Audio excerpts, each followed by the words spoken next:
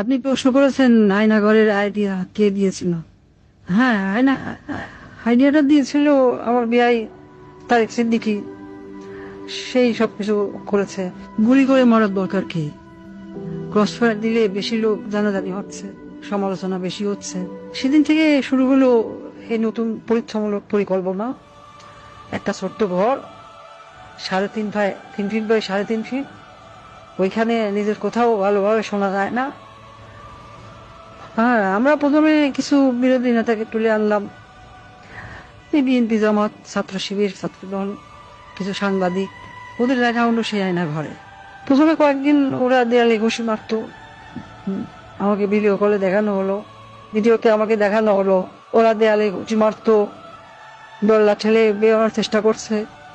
তারপর কিছুদিন দেখি শুধু উপরের দিকে তাকিয়ে থাকে। তারপর এক সময় ক্লান্ত হয়ে শুধু উপরের দিকে তাকিয়ে থাকতো। প্রথম কিছুদিন কেউ বুঝতে পারতো না কতটা সময় গেছে, কয়দিন তাদের আটক রাখা হয়েছে। খাবার অনেক কম দেওয়া হতো, খাবার কম দিতে বলতাম, পানিও খুব সীমিত। কেউ কেউ নিজের আয়নায় নিজের প্রতিবিম্বকে দেখে শত্রু মনে করত, নিজেকেই আক্রমণ করা শুরু করলো। নিজের দেয়ালে নিজের হাত দিয়ে ঘুষি মারলো, হাত রক্তাক্ত করলো।